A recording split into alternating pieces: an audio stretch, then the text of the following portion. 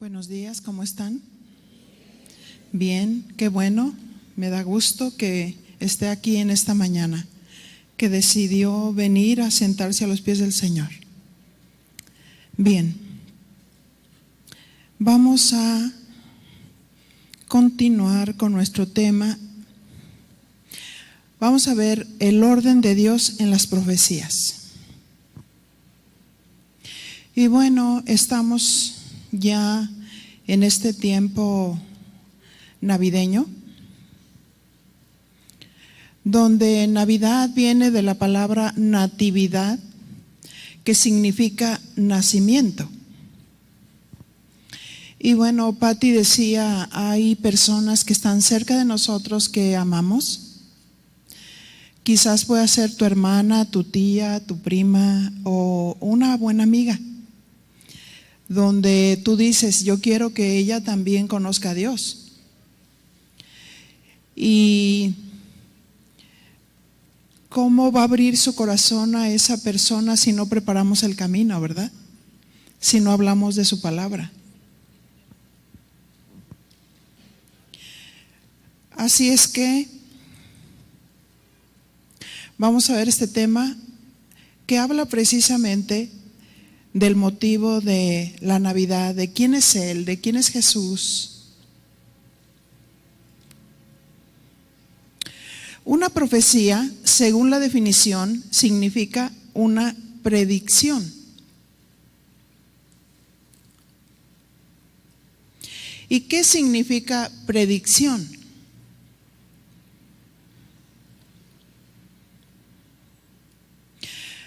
La profecía bíblica consiste en la proyección de precedentes bíblicos, el uso de eventos proféticos y poder interpretar procesos proféticos que, además de poder interpretar el pasado, porque cuando está prediciendo habla de la palabra predicha, inspiran al presente y permiten entender el futuro. Así es que la profecía bíblica interpreta el pasado para inspirar al presente. Así es que en el Antiguo Testamento observamos la preparación del Redentor. Diga conmigo, la preparación del Redentor. Y mire, es que es tan importante estudiar la palabra de Dios, saber quién es Él, quién es Jesús, quién es Dios, desde el Antiguo Testamento, porque es increíble que hay muchas mujeres que estudian la palabra y que tienen una doctrina sana y equilibrada y después caen en un error. ¿Usted lo puede entender? No, porque si tú dices, si yo vengo aquí, no vengo para cumplir, vengo para estudiar, vengo para conocer a Dios. Entonces, si tú vienes a conocer a Dios, lo haces de corazón, para que conozcas quién es Él, para que sepas cómo interpretar la palabra de Dios de una manera correcta. Porque ¿qué sucede cuando se levantan falsas doctrinas? O algo que parece la palabra de Dios, pero que no es la palabra de Dios.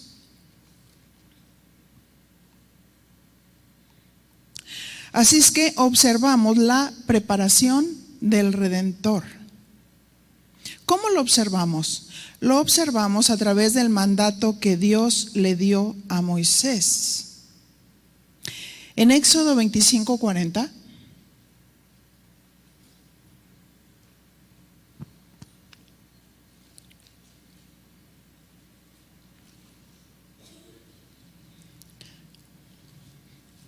Éxodo 25:40 dice, mira, y hazlos conforme al modelo que te ha sido mostrado en el monte.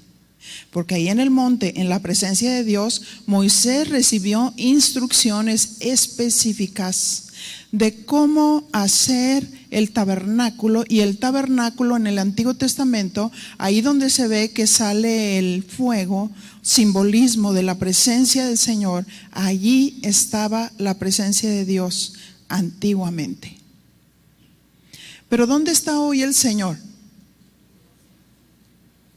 En nuestro corazón. Antes estaba en una tienda. Es lo que significa tabernáculo, ¿verdad? Tienda, morada y santuario. Eso era una sombra que estaba apuntando hacia el Nuevo Testamento. ¿Dios quería solo habitar en una tienda? ¿Dios quería habitar en un tabernáculo, en una morada, en un santuario? No, Dios quería habitar en nuestro corazón. Qué maravilloso, ¿no? Nuestra mente es tan finita que no podríamos nosotros entender o comprender cómo un Dios tan grande vive en nuestro corazón. Con nuestra mente, humanamente, no lo podemos comprender, pero así es. Así es, Él vive en nuestro corazón. De todos aquellos que hemos creído, que nos hemos arrepentido de nuestros pecados, que le hemos conocido y que Él nos ha sellado con su Espíritu Santo. ¿Por qué razón le dijo: haz todo conforme al modelo? El contexto son las figuras en el tabernáculo que eran una sombra que apuntaba al futuro.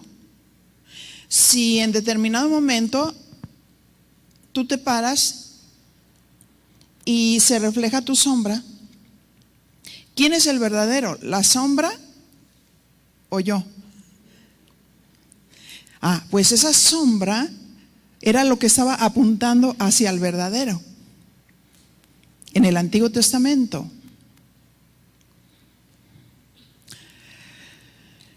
Y el contexto, cuando hace cada aditamento, nos habla de las figuras en el tabernáculo que eran una sombra que apuntaba al futuro. Diga conmigo: al futuro, al cumplimiento del tiempo. Cada figura representaba a Jesucristo. Por esa razón, el Antiguo Testamento es la preparación del Redentor.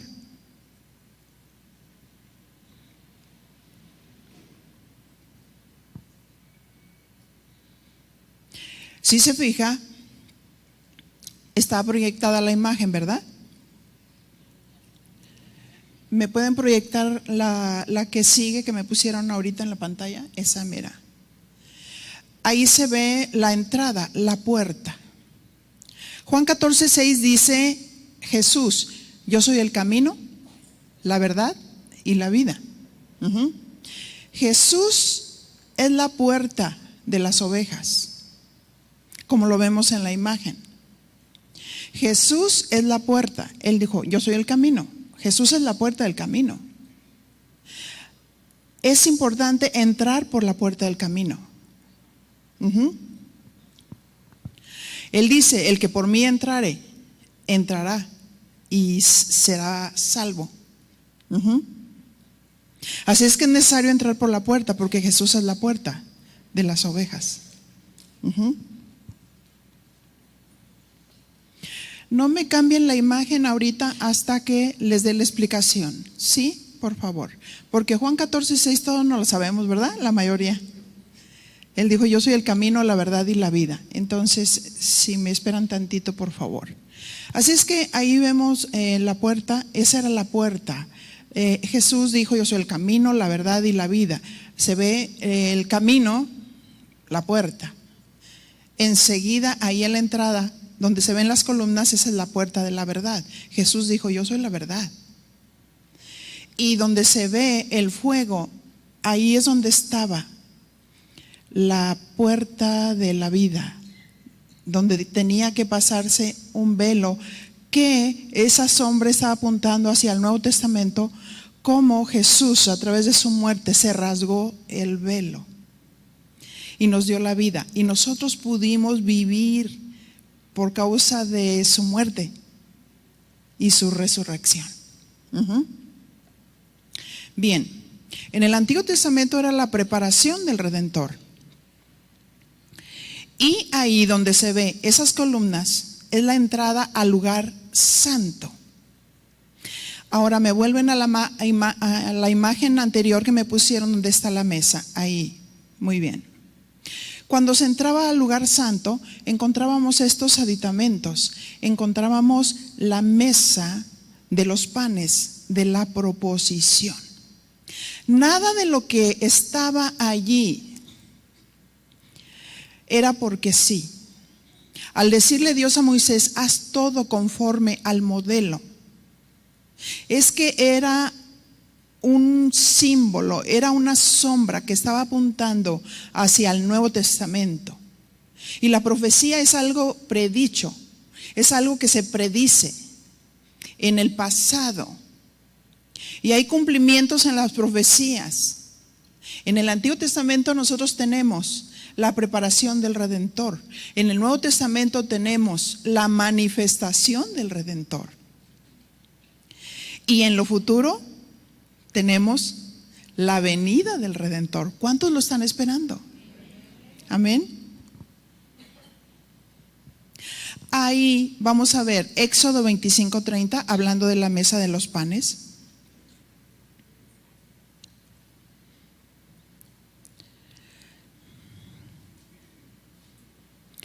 Y dice así, Éxodo 25:30, y pondrás sobre la mesa el pan de la proposición delante de mí continuamente.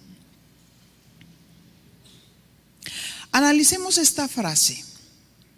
¿Por qué se llamaba el pan de la proposición? Y ahí lo vemos más de cerca.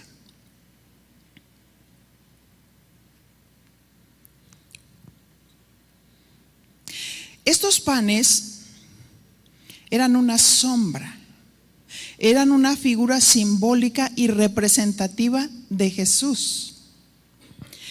Esta mesa de los panes de la proposición estaban apuntando hacia el Nuevo Testamento. Todo pan nutritivo cumple una función para alimentar. Así es que el pan es representativo de su palabra, que nos alimenta y nos da vida. Y vemos el paralelo hablando de la manifestación del Redentor en Juan capítulo 6, verso 47.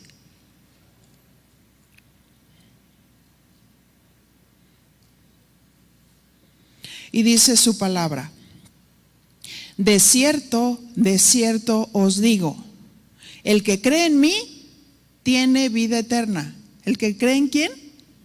En Jesús. El que cree en mí tiene vida eterna. Solo el que cree en Jesús tendrá vida. Amén. No en otra persona, bueno, porque cada quien tiene su religión, ¿verdad? Y dice, esta es mi religión y por medio de esta yo me acerco a Dios. ¿Sí? Y muchos piensan, esta es una manera que yo me acerco a Dios. Si voy y camino 5 kilómetros, o si me pongo una penca en la espalda, o si cumplo ciertos lineamientos o ciertos mandamientos, entonces decimos que la salvación es por obras. Y la palabra de Dios dice que la salvación no es por obras, para que nadie se gloríe, porque es un don de Dios, según lo que nos dice Efesios capítulo 2, verso 8 y 9, para si está tomando nota, ¿sí? La salvación es por gracia, la salvación es por fe, la salvación es por creer, porque por eso dice, el que cree en mí. Porque tuvo un propósito al venir Jesús. Por eso es la preparación del Redentor. Por eso todas estas figuras simbólicas hablan de Él. Por eso cuando predicamos nosotros el Evangelio no debemos hablar de nosotros, debemos de hablar de Él, de quién es Él. Por eso cuando predicamos el Evangelio no debemos de predicar tanto nuestra iglesia ni de ciertas personas, pero hay que predicar de Cristo porque Él es Dios. porque Él es la vida.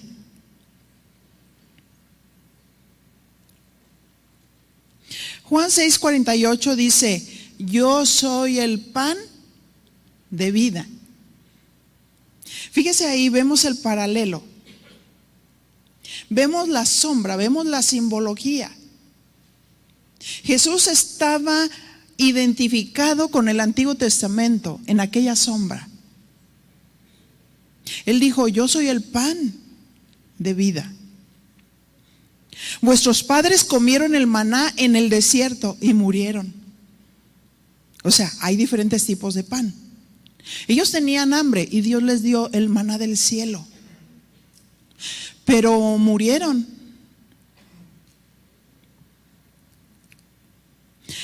Y Juan 6:50 dice: este es el pan que desciende del cielo.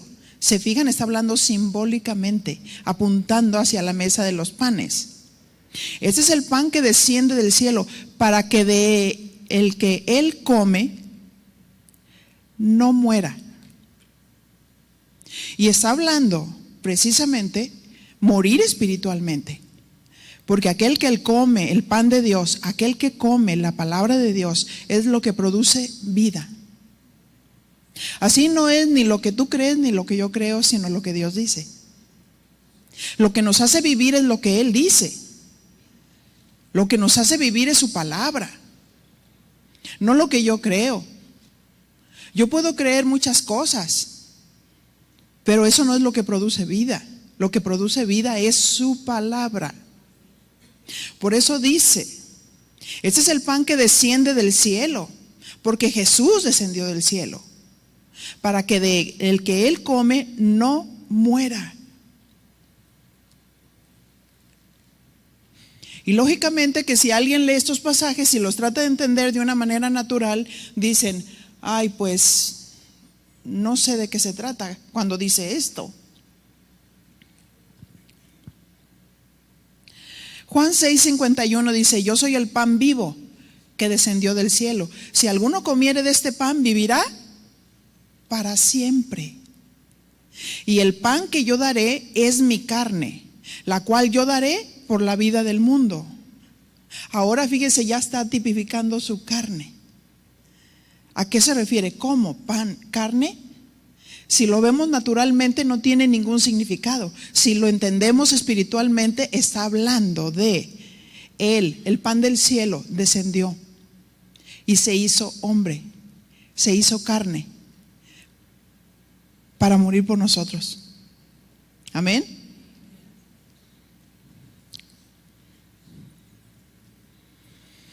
Jesús está diciendo que Él iba a ser quebrantado en su carne, llevando todos nuestros pecados en una cruz para redimirnos. Y en esta profecía se cumple la sombra del Antiguo Testamento sobre la masa de los panes. El proceso de los panes, Levítico 2:4. Todo tenía un significado, por eso Dios le dijo a Moisés: haz todo conforme al modelo. No lo cambies absolutamente, porque cambiarías la historia. No lo hagas diferente, porque desvirtuarías el plan de Dios. Haz todo conforme al modelo. Y dice Levítico 2:4: cuando ofrecieses ofrenda cocida en horno, será de tortas de flor de harina, sin levadura, amasadas con aceite, y hojaldres, sin levadura, untadas con aceite. Así es que para hacer el pan se escogía harina pura. Los ingredientes que eran escogidos precisamente por lo que estaban tipificando, hablando de los panes de la proposición. Se escogía una harina pura porque cada detalle estaba tipificando quién es Él, el carácter de Él, cómo Él es santo, cómo Él es puro. No podía ser una harina contaminada. De esas veces que tú dices: ay, todavía me queda esta harina, y quiero hacer el pan, pero de pronto te diste cuenta que empezaron a surgir los animalitos, esos gusanitos que empiezan ahí, y dices, ay, nomás los hago a un lado. Pero con el pan, los panes de la proposición, no se podía hacer eso. Se escogía una harina pura, no leudada. La Biblia habla de la levadura en algunos pasajes como la hipocresía. Jesús es santo, Jesús es puro, Jesús no tenía doblez. Así es que esto de no leudada simbolizaba la ausencia del pecado. No hay justo ni aún uno, Él es el único justo, sin pecado. Por eso es que pudo llevar todos nuestros pecados.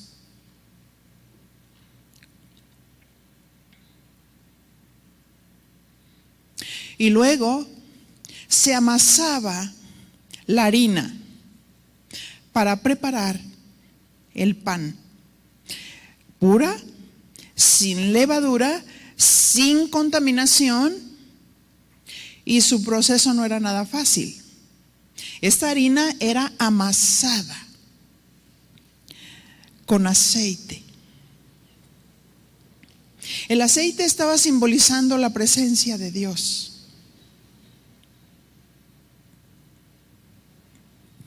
La palabra de Dios dice que sus palabras son espíritu y son vida. El aceite simbolizando la presencia de Dios, unido con la palabra. Palabra y espíritu, porque sus palabras son espíritu y son vida. No son cualquier palabra. Tú no puedes comparar la palabra de Dios con la psicología. Voy a arreglar mis problemas con lo que dijo el psicólogo. No, la palabra de Dios es vida. Amén. La palabra de Dios es vida. Nunca se va a comparar a la filosofía humana, a los pensamientos humanos, porque ciertamente los pensamientos humanos vienen de una naturaleza caída, y Dios es santo, y Dios es superior, y nuestros pensamientos no son más altos que los pensamientos de Dios. Así es que cuando nosotros queremos solucionar nuestros conflictos en nuestra vida, en nuestra familia, con nuestros hijos, en nuestro matrimonio, tenemos que ir a Él. Amén. ¿Qué sucede cuando te ves obligado ya que tienes muchos problemas y dices, vamos con los consejeros? ¿Por qué? Porque no estamos obedeciendo la palabra de Dios, o no entendemos cómo vamos a solucionar nuestros conflictos con la palabra de Dios. Pero Dios nos ha dado su palabra, Dios nos ha dado la vida. Si tenemos la palabra hay que hacerla, si tenemos la palabra hay que obedecerla, porque su palabra es pura. Su palabra es perfecta. Así es que esa harina pasaba por su proceso. Era amasada y no fue fácil.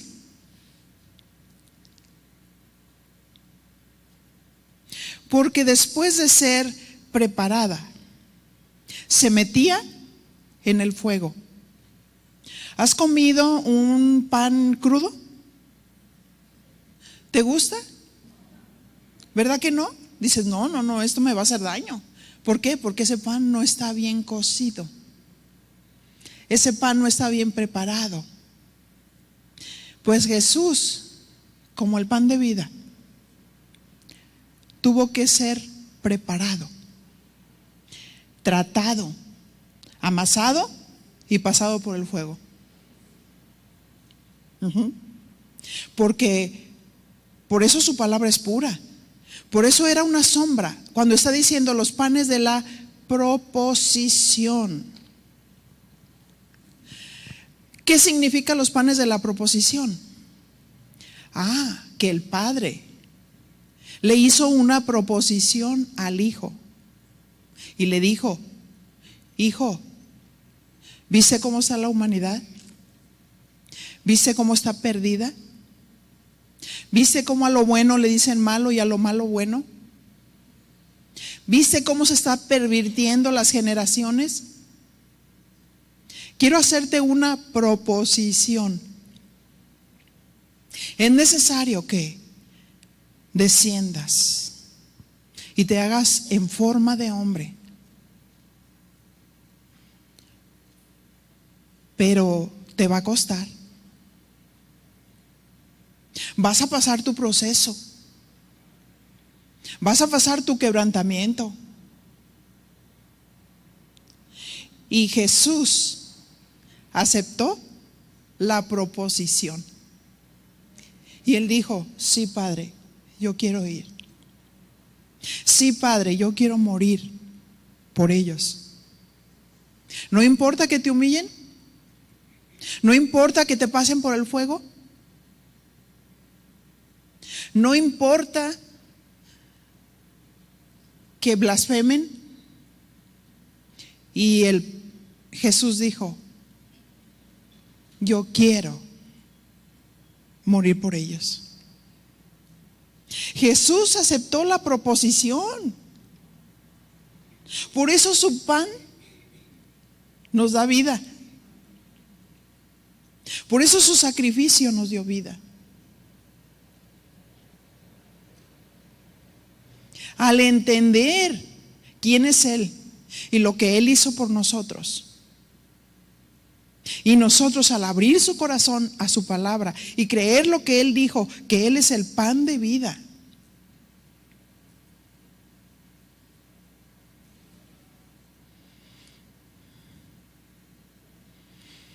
por esa razón Dios le dijo a Moisés: haz todo conforme al modelo. Era una sombra perfecta. Era una figura simbólica. Era la preparación del Redentor. Diga conmigo: la preparación. En cada detalle no se podía quitar o poner. No podía cambiar la historia ni ningún acontecimiento.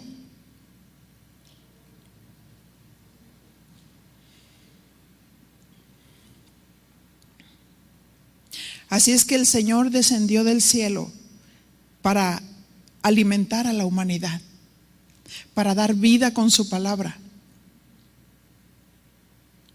Y así también vemos otra figura, la figura del candelero.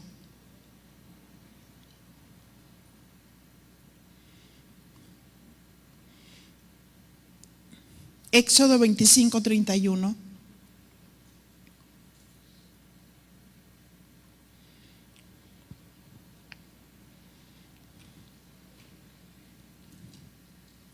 Y dice así, Éxodo 25:31, el segundo libro de la Biblia en el Antiguo Testamento. Harás además un candelero de oro puro. Labrado a martillo se hará el candelero.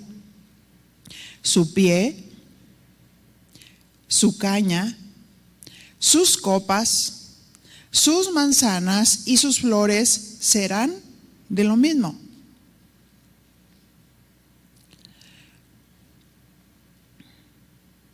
El candelero de oro representaba a Cristo en esa sombra. Era una figura simbólica. ¿Por qué el candelero de oro? Porque el oro significa divinidad.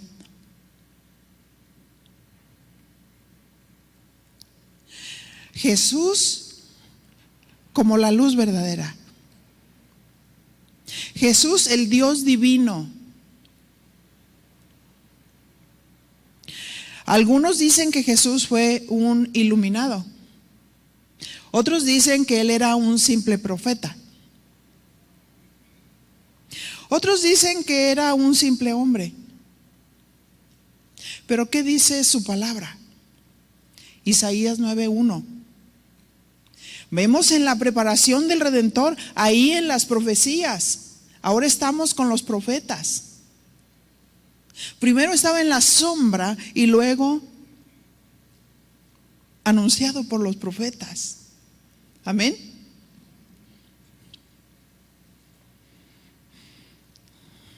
Ahí el título dice nacimiento y reinado del Mesías. Mas no habrá siempre oscuridad para la que está ahora en angustia. El verso 1. Tal como la aflicción que le vino en el tiempo que livianamente tocaron la primera vez a la tierra de Zabulón y a la tierra de Neftalí. Pues al fin llenará de gloria el camino del mar, de aquel lado del Jordán en Galilea de los gentiles. El pueblo que andaba en tinieblas vio gran luz, y los que moraban en tierra de sombra de muerte, luz resplandeció sobre ellos. ¿Cómo estaba el pueblo? En tinieblas. Y su pueblo vio gran luz. Dios es luz. Está representado en el candelero. Jesús es la luz verdadera.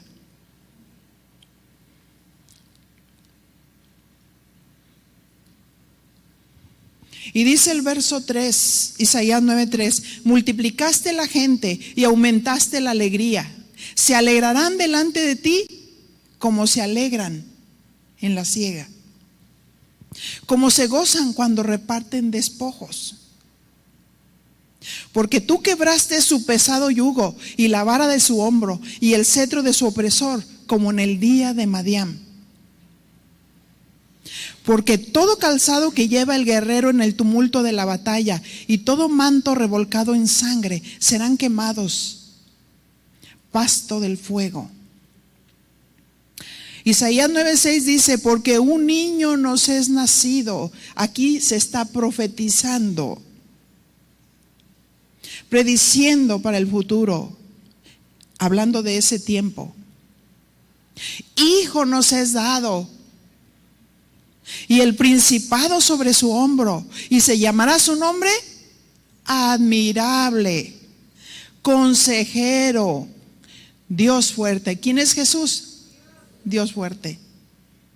Padre eterno, príncipe de paz. Él hizo la paz entre Dios y el hombre. Jesús es el mediador entre Dios y los hombres. No, espérame, es que yo tengo mi mediador. No, ¿qué dice la palabra de Dios? Jesús es el mediador entre Dios y los hombres, porque Jesús es Dios, porque Jesús es el que murió por nosotros. Por eso es príncipe de paz, por eso es admirable. Él es Dios encarnado.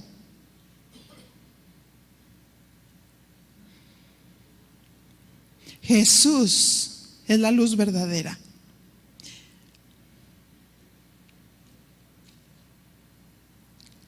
Juan 1:1 nos dice, en el principio era el verbo, que significa la palabra. Y la palabra era con Dios, y la palabra era Dios. Él es desde el principio, amén. Y Dios se hizo carne. Mateo 1:23.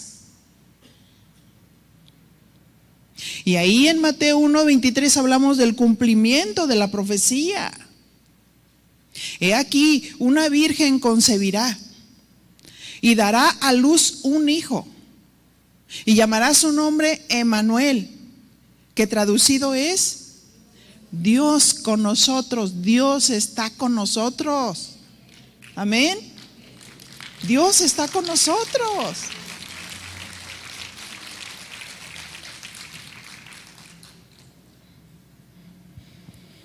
Qué hermoso.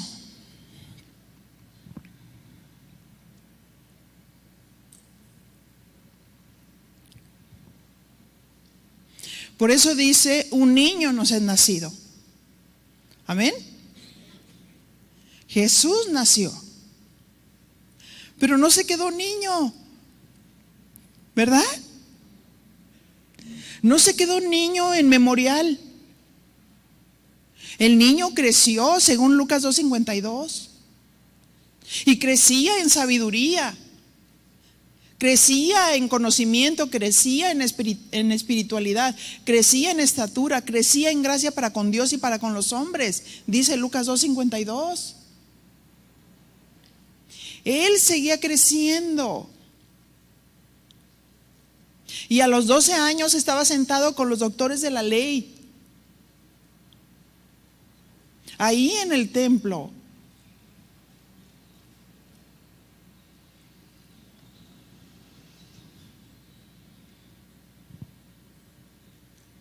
Bien, Éxodo 25:32, continuamos con el candelero.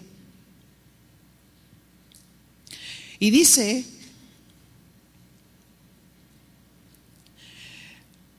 hablando de la figura del candelero, y saldrán 6 brazos de sus lados. ¿Me ponen la figura del candelero? 3 brazos del candelero a un lado y 3 brazos al otro lado, que son 3 brazos a la derecha y 3 brazos a la izquierda. Son 6.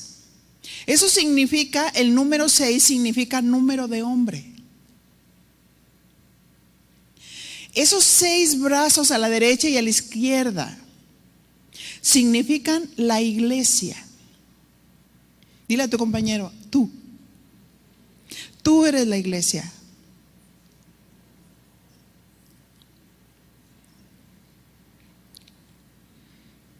Esta iglesia y estos brazos estaban adheridos a la caña central. Y la caña central está tipificando a Jesucristo. La iglesia, simbolizando los brazos a la derecha y los brazos a la izquierda, están adheridos a Cristo. Amén. Porque alguien que es religioso va al templo, pero no conoce a Dios.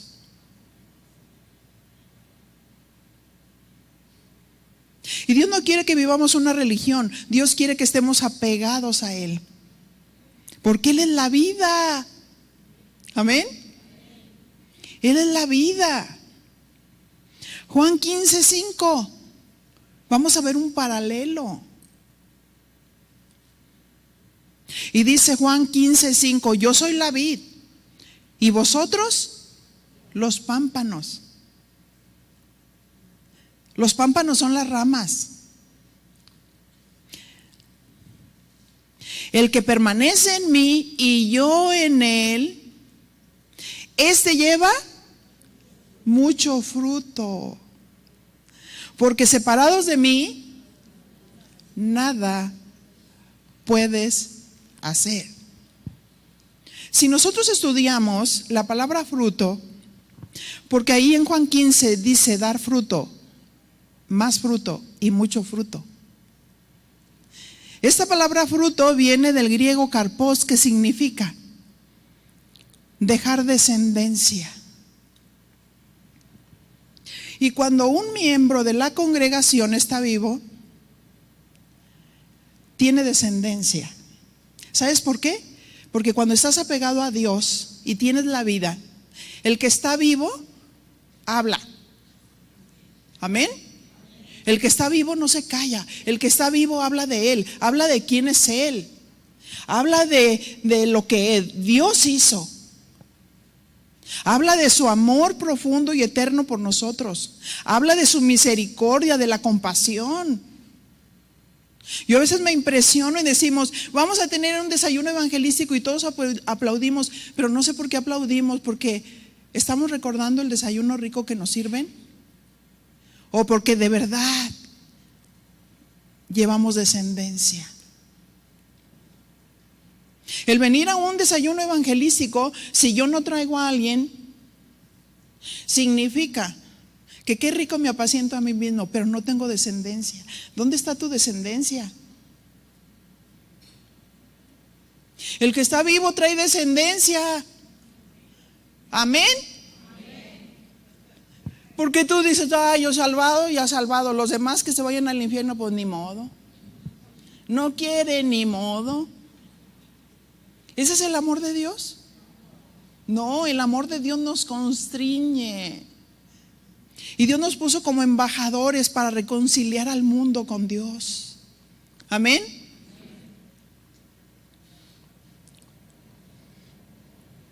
El que permanece en mí y yo en él, este lleva mucho fruto, porque separados de mí nada puedes hacer. Separados de mí no hay nada. Separados de su presencia no hay nada. Sin relación con Dios no hay nada. Vives por ti y para las cosas de la tierra, pero todo esto pasará y sus palabras no pasarán. Amén.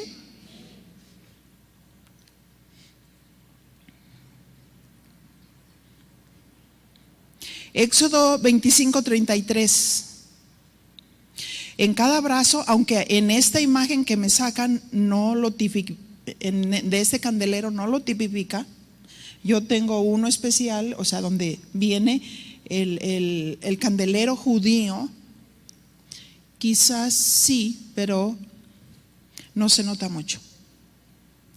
Y dice, 3 copas en forma de flor de almendro. Estas iban en cada brazo. Amén. ¿Y qué simbolizaban los 3 brazos a la derecha? La iglesia. ¿Y los de la izquierda? La iglesia. Y Jesús, la caña central. Estos iban adheridos a Cristo. La iglesia estaba adherido a Cristo.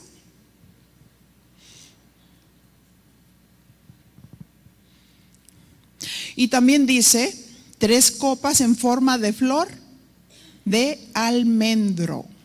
Aquí está hablando de flor y de fruto.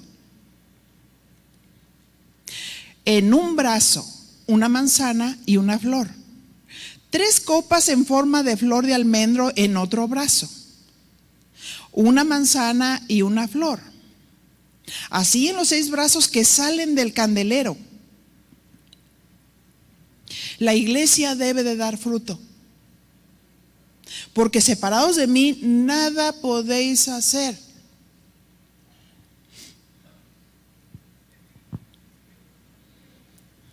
Flor de almendro.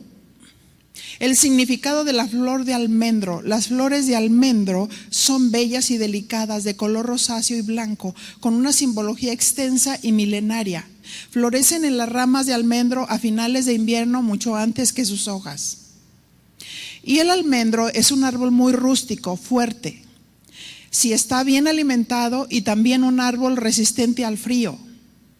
Si no, este no es extremadamente intenso. Este árbol frutal de la familia de las rosáceas tiene unas características: flores hermafroditas de 5 pétalos de color blanco rosado. Flor de almendro. Florecimiento de la iglesia por estar apegado a Dios. Porque la iglesia, al estar apegado a Dios, tiene que dar, primeramente, tiene que florecer.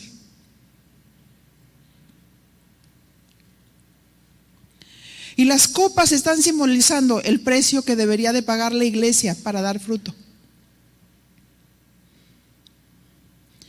¿Verdad? Es muy cómodo apacentarse a nosotros mismos. Yo soy salvo, siempre salvo.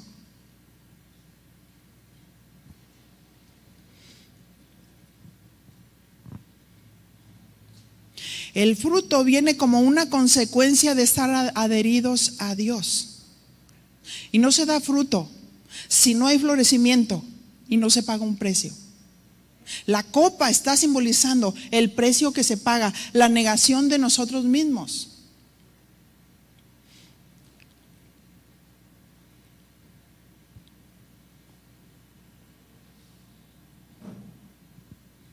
Éxodo 25:34 dice, y en la caña central del candelero,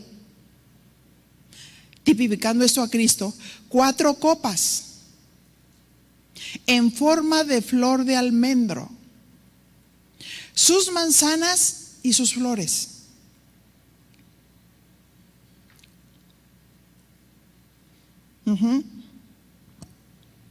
Si te fijas, en la caña de en medio trae 4 copas. Son más copas que los que la iglesia y cada brazo tienen, porque cada uno tenía una copa, tenía la flor y el fruto. Pero Cristo pagó un precio muy alto.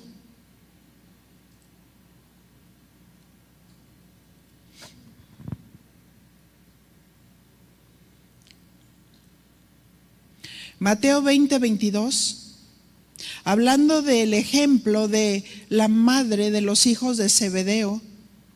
Y quiero aquí tomar una figura. Entonces Jesús respondiendo, Mateo 20:22, dijo: ¿no sabes lo que pides? ¿Puedes beber del vaso que yo he de beber? Porque la madre de Zebedeo le había dicho: permite que mis hijos se sienten el uno a tu derecha y el otro a tu izquierda.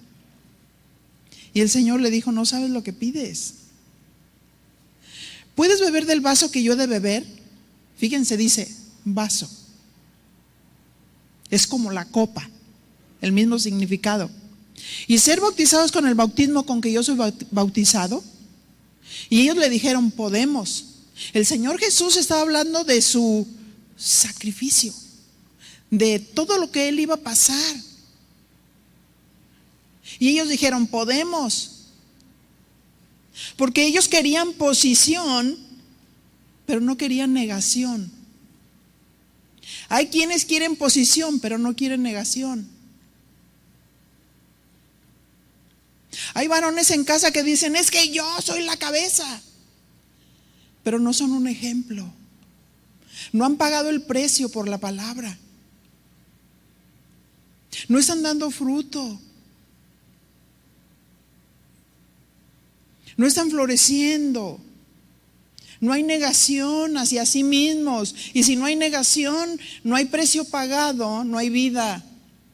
No hay vida en el matrimonio, no hay vida en la relación. No podemos dejar descendencia, ejemplos.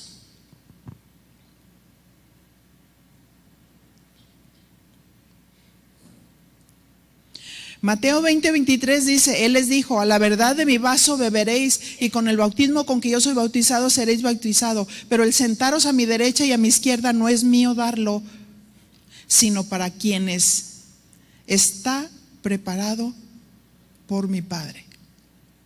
Por aquellos que Dios ha escogido, y que ese es el lugar por el llamado y por el precio que pagaron. Mateo 26:39. Y yendo un poco adelante, se postró sobre su rostro, orando y diciendo: Padre mío, si es posible, pasa de mí esta copa. Le dolía, le costaba a Jesús, pero no sea como yo quiero, sino como tú. Las copas en la caña se multiplicaban, porque el precio que Él pagó fue alto. Pero Él le dijo al Padre: yo quiero morir.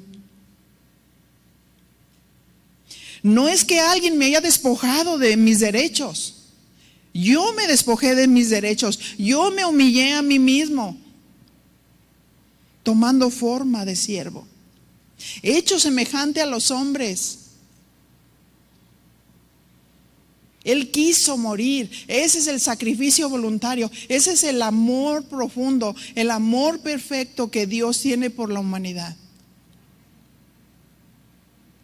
Y a veces se nos olvida de lo que Dios hizo por nosotros. Y dejamos de tener compasión por los que se están perdiendo. No sea como yo quiero, sino como tú. Sí, me duele, me cuesta. Quizás Dios te esté pidiendo algo, pero Dios quiere que llevemos fruto, pero que paguemos el precio, que digamos: no, Señor, no como yo quiero, sino como tú. Tú me dices que perdone, yo voy a perdonar. Tú me dices que me humille, yo me voy a humillar. Aquella persona no se lo merece, ni nosotros nos merecíamos, pero Él quiso morir por nosotros.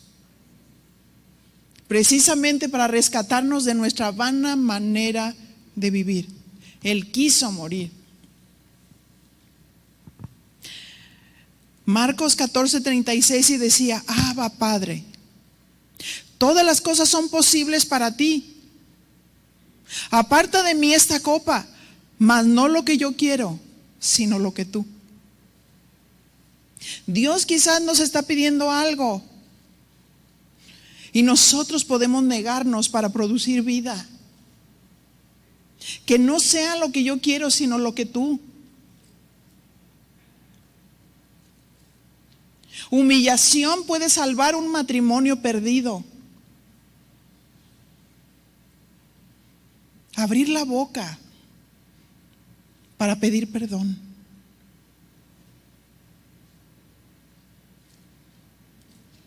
O guardar silencio cuando Dios quiere que nos callemos. Cuando de nuestra boca salen palabras necias y tontas. Un minuto de silencio produjo la vida a la humanidad.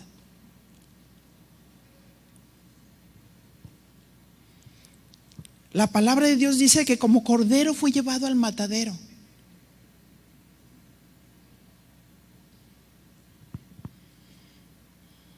Un dócil cordero.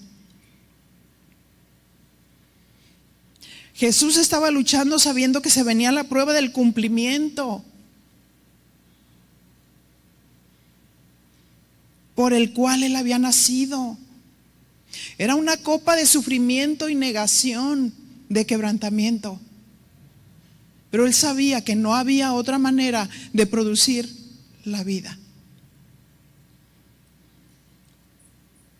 Juan 12:24, hablando de la muerte de Jesús, decía: de cierto os digo, que si el grano de trigo no cae en la tierra y muere, queda solo.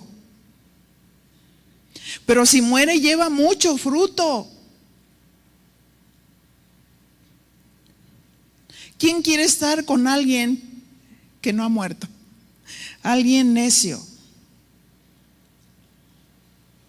Queremos estar con el que te produce la vida cuando habla. Amén. Los que van dejando huella en el camino.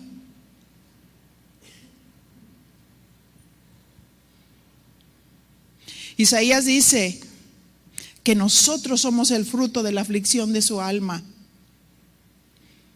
Isaías 53:11. Y él verá el fruto de la aflicción de su alma y quedará satisfecho. Porque por su conocimiento justificará mi siervo justo a muchos y llevará las iniquidades de ellos. Él vio el fruto de la aflicción de su alma y quedó satisfecho. Esta fue una profecía que se cumplió en la manifestación del Redentor, cuando se hizo hombre.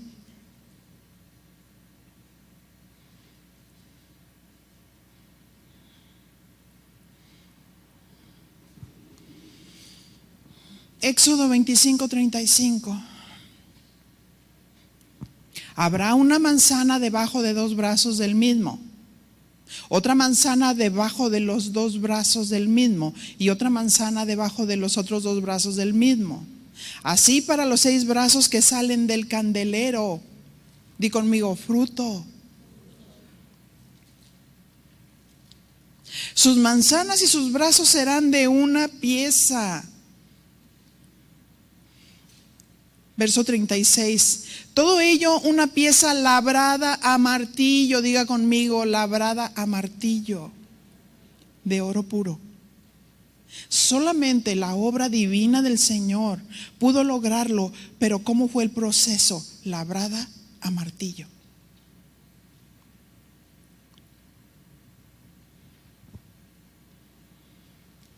Martillo del hebreo mixá significa moldeado mediante martilleo. Ese candelero fue labrado mediante martilleo. ¿Y qué hace un martillo? Golpea para labrar. Jesús fue golpeado. Amén. Por lo que padeció, dice Filipenses, aprendió la obediencia, por lo que padeció. Y muchas veces nosotros decimos, ¿por qué a mí, Dios? ¿Por qué sufro? ¿Por qué me pasa esto? Por lo que padeció, aprendió la obediencia. No te equivoques. No nos equivoquemos. El quebranto tiene un fin. Él, por lo que padeció, aprendió la obediencia y era Dios. Pero nos dejó ejemplo. Amén. Nos dejó ejemplo.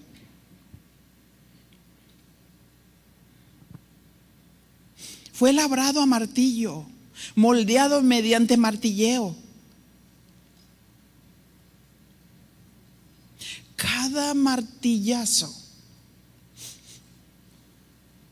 estaba dejando la imagen de su carácter. Isaías 53:1 dice: ¿quién ha creído a nuestro anuncio? ¿Y sobre quién se ha manifestado el brazo de Jehová? Subirá cual renuevo delante de él, y como raíz de tierra seca. No hay parecer en él ni hermosura. ¿Cómo estaba? Como tierra seca. Le veremos más inatractivo para que lo deseemos. Despreciado y desechado entre los hombres, varón de dolores. ¿Cómo fue? Despreciado y desechado entre los hombres. Experimentado en quebranto y como que escondimos de él el rostro. Fue menospreciado y no lo estimamos. Aquellos que decían: Hosana, el hijo de David, y tendían las palmas. Después decían: pues si es hijo de Dios, bájese.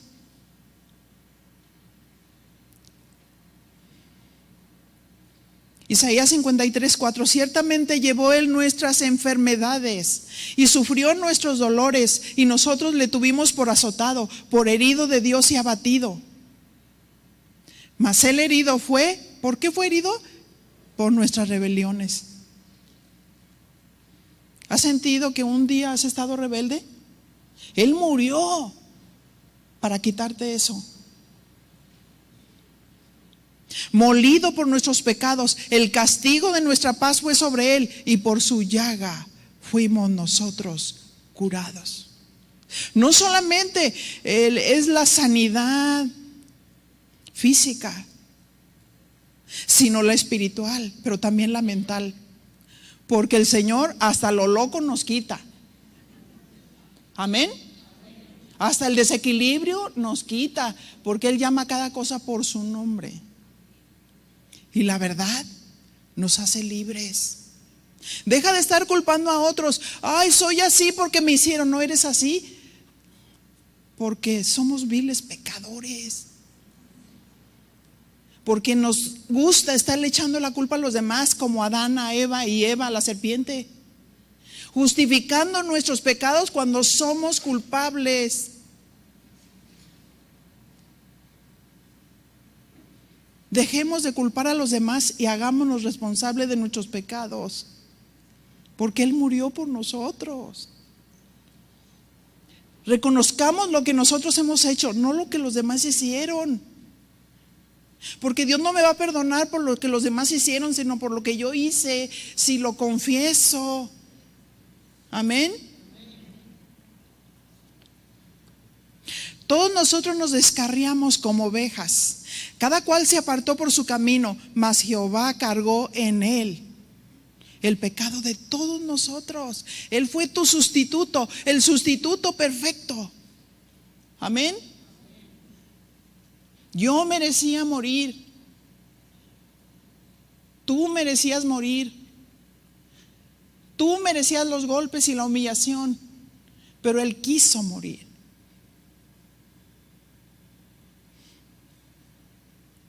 Angustiado él y afligido, no abrió su boca. Como cordero fue llevado al matadero, y como oveja delante de sus trasquiladores. Enmudeció y no abrió su boca. Pero a veces no queremos recibir la afrenta. Queremos hablar para desquitarnos y mostrar que nosotros somos inocentes cuando somos culpables. Pero el justo por los injustos, para que nosotros reconozcamos que no es en nuestra propia fuerza que podemos ser santos. Es en la fuerza de Dios, es en la santidad de Dios, es en la humillación de Dios, lo que Él hizo por nosotros.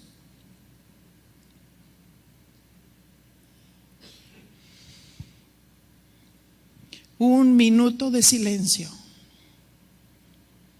nos dio victoria, nos dio vida.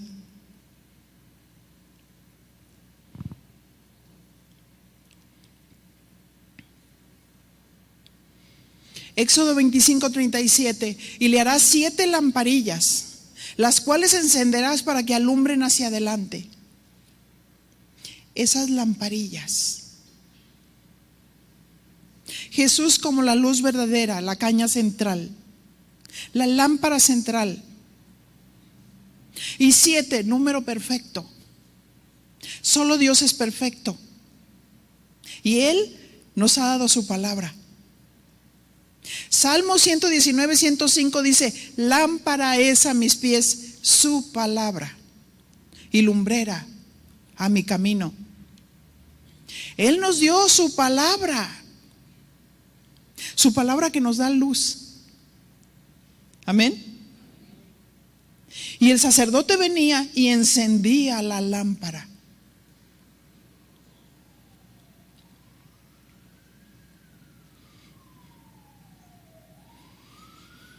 Y esa lámpara, ese aceite, estaba simbolizando el Espíritu Santo, que a través del Espíritu Santo nos da luz. Nos da luz, nos da revelación, nos da entendimiento en su palabra. Dile a tu compañero: no te hagas. Él nos habla. Amén. Él nos da luz, Él nos da iluminación, Él nos da revelación. Para traer revelación a su iglesia de quién es el Dios divino, Jesucristo.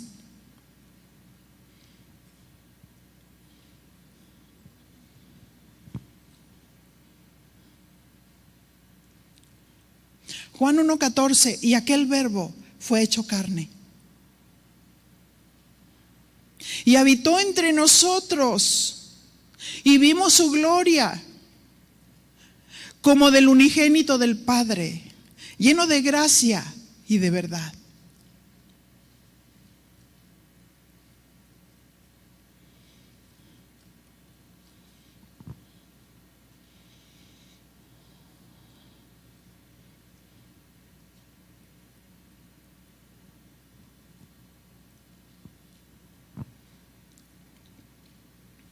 Mateo 1:16, el cumplimiento de la promesa. Y Jacob engendró a José, marido de María, de la cual nació Jesús, llamado el Cristo. La manifestación del Redentor. Entonces el ángel le dijo a María, Lucas 1:30, María, no temas, porque has hallado gracia delante de Dios.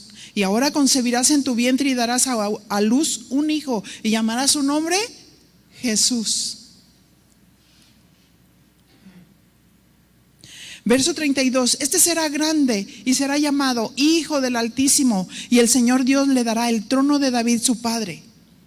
Y reinará sobre la casa de Jacob para siempre, y su reino no tendrá fin. El Verbo se hizo carne y murió por nosotros para redimirnos de nuestros pecados. Para los que están tomando notas, Lucas 23 del 26 al 56.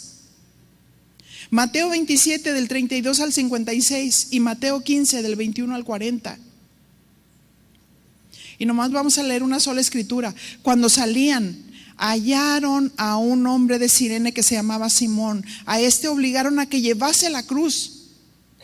Y cuando llegaron a un lugar llamado Gólgota, que significa lugar de la calavera, le dieron a beber vinagre mezclado con hiel. Y esto era para minorar el dolor. Pero después Jesús, de haberlo probado, no quiso beberlo porque no quería omitir ningún dolor. Cuando le hubieron crucificado, repartieron entre sí sus vestidos, echando suertes, para que se cumpliera lo dicho por el profeta. Partieron entre sí mis vestidos y sobre mi ropa echaron suertes. Y sentado le guardaban allí y pusieron sobre su cabeza su causa escrita: este es Jesús, el Rey de los judíos. Entonces crucificaron con él a dos ladrones, el uno a la derecha y el otro a la izquierda.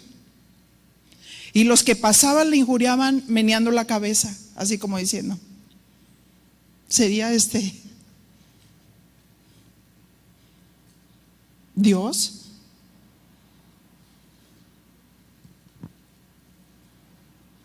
Ahora yo te voy a decir una cosa.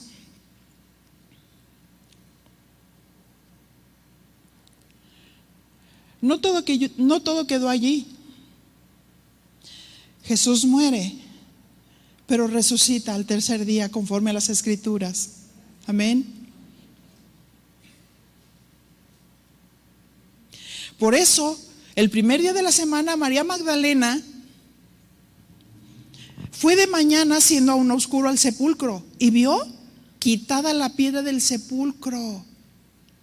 ¿Qué sucedió? Él no estaba allí. Quizás si vamos y vemos la tumba de Mahoma, ahí están sus restos.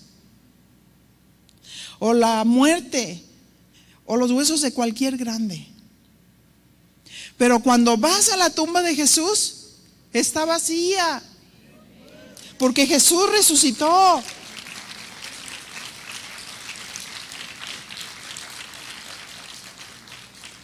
Vemos el cumplimiento de la promesa. Entonces corrió y fue a Simón Pedro y a otro discípulo, aquel al que amaba Jesús, y les dijo: se han llevado del sepulcro al Señor y no sabemos dónde lo han puesto. Y salieron Pedro y el otro discípulo y fueron al sepulcro. Y corrían los dos juntos, pero el otro discípulo corrió más aprisa que Pedro y llegó primero al sepulcro. Y bajándose a mirar, vio los lienzos puestos ahí, pero no entró. Ya el Señor Jesús había resucitado, ya el Señor había dejado su sudario doblado.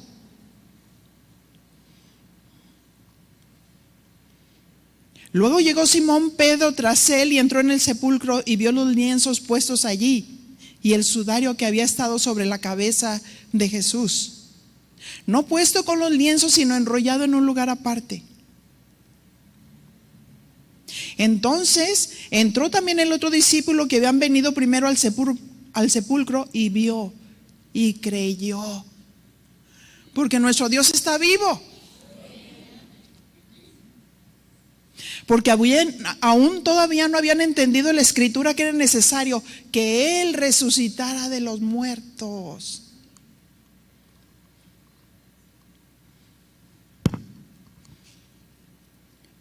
Pero no quedó ahí. Hechos 1:8. Pero recibiréis poder cuando haya venido sobre vosotros el Espíritu Santo, y me seréis testigos en Jerusalén, en Judea, en Samaria, hasta lo último de la tierra. Tenemos el poder de Dios. Amén. Y habiendo dicho estas cosas, viéndolo ellos, fue alzado. Y le recibió una nube que le ocultó de sus ojos. Y estando ellos con los ojos puestos en el cielo, entre tanto que él se iba, he aquí se pusieron junto a ellos dos varones con vestiduras blancas. Estos eran los ángeles, los cuales también le dijeron: varones galileos, ¿por qué estás mirando al cielo? Este mismo Jesús que ha sido tomado de vosotros al cielo, así vendrá como le habéis visto ir al cielo. El Señor Jesús viene. Amén. ¿Cuánto lo estamos esperando? Denle un aplauso fuerte.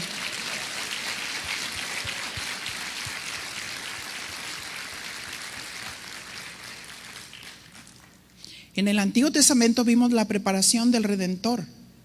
Jesús en la sombra del tabernáculo. Jesús en las profecías. En su nacimiento, su muerte, su resurrección, su ascensión y su pronta venida.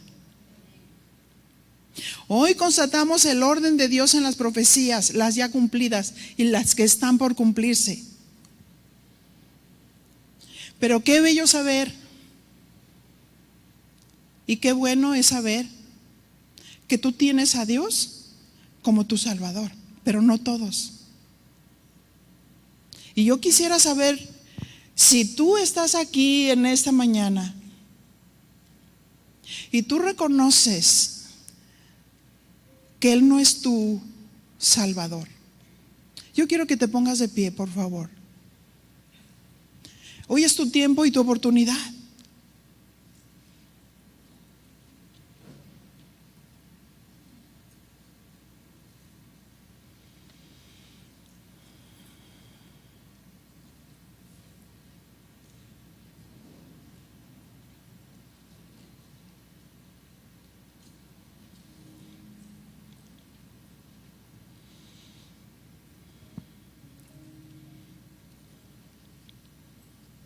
Dice la palabra del Señor que Él murió por nosotros y llevó todas nuestras dolencias y todas nuestras enfermedades, y por sus llagas hemos sido curados. Hay quienes están enfermos físicamente, pero hay quienes están enfermos mentalmente. Quizás has guardado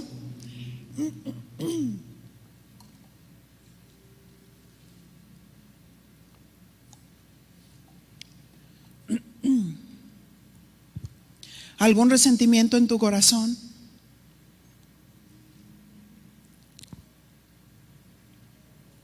Has retenido el perdón para alguna persona y tus ojos se han centrado en todas aquellas cosas que te han herido y que te han ofendido. Yo quisiera saber si tú necesitas esa sanidad. Si tú necesitas esa sanidad, ponte de pie, por favor, vamos a orar.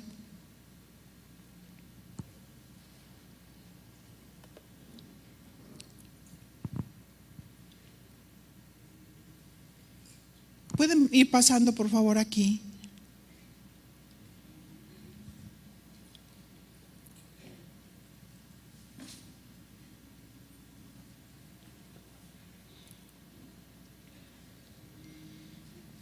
Dios ha sido muy bueno con nosotros. Y es grandioso saber que tenemos un Dios grande, un Dios amoroso, un Dios compasivo, un Dios misericordioso.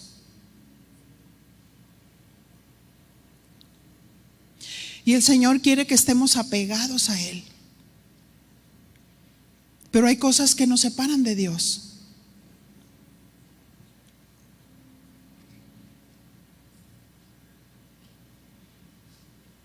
El estar preguntándote el por qué a mí y no has aceptado la copa. No has aceptado la negación de ti misma. Yo voy a hacer una oración primero para guiar a la salvación, porque el Señor me mostraba que aquí hay personas que no son salvas. Quizás una, dos, pero Dios me muestra esto. Y si eres tú, solamente ora al Señor y dile: Señor, aquí estoy. Aquí estoy, Señor, con un corazón abierto, reconociendo que tú eres Dios y que tú eres mi Salvador. Reconozco que soy pecadora. Tú conoces todo, Señor, todo mi pasado, todos mis pecados. Oh, mi Dios, límpiame. Límpiame con tu sangre preciosa. Esa sangre que tú derramaste para el perdón de mis pecados.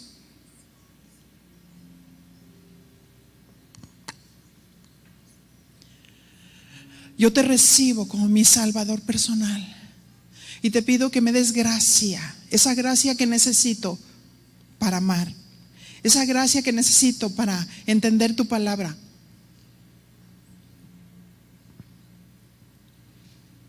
Ahora, mi Señor, te pido, sáname, Señor. Sé que eres bueno y misericordioso. Sé que moriste por mí y sé que tú me puedes sanar. A nivel de mi alma, a nivel de mi cuerpo y a nivel de mi espíritu. Oh sí, Señor. Señor, necesito tu toque divino. Tu toque divino. Perdóname, Señor, si me pregunto constantemente ¿por qué? ¿Por qué a mí, Señor? ¿Por qué me pasa esto, Dios? Señor, ahora quiero abandonarme en tus brazos. Y quiero pedirte que me toques, Señor. Que me sanes, aún emocionalmente. Sé que nadie puede llenar ese vacío que yo tengo más que tú. El hombre es imperfecto, pero Dios es perfecto. Solo tú lo puedes hacer, Señor.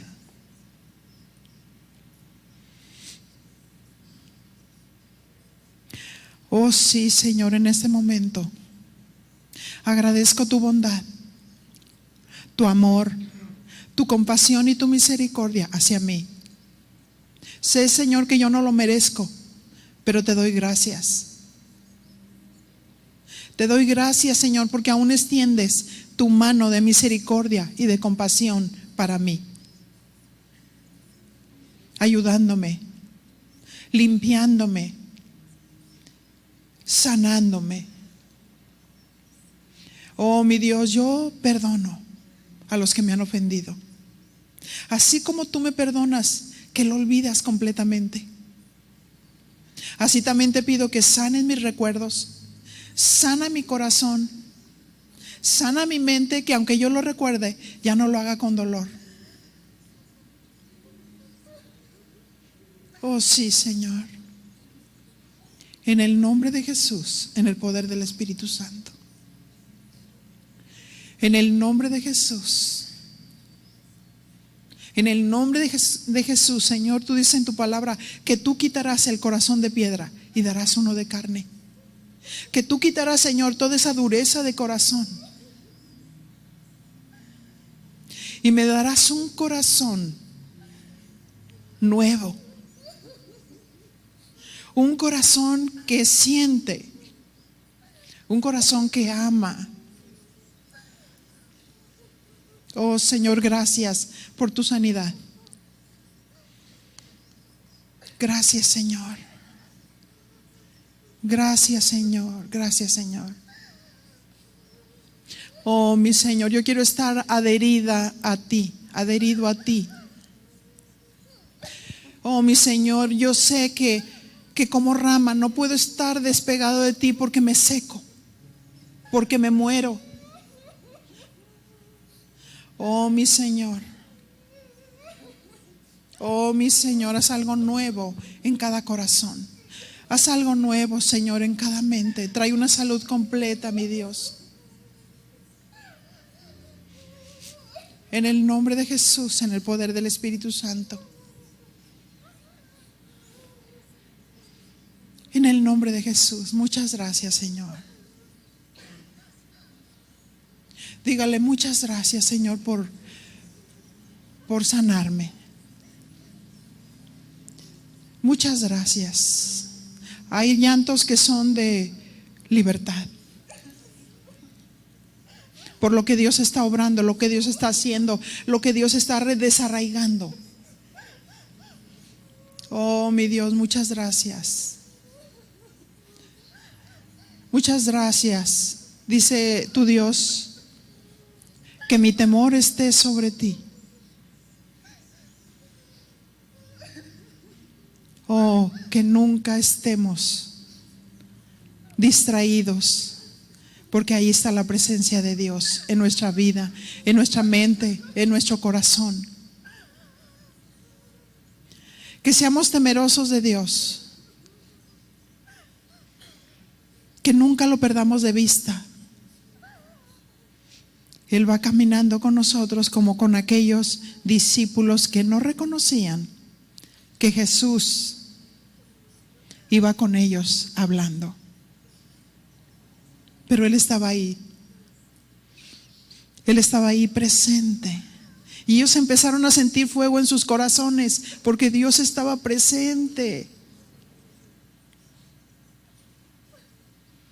Amén.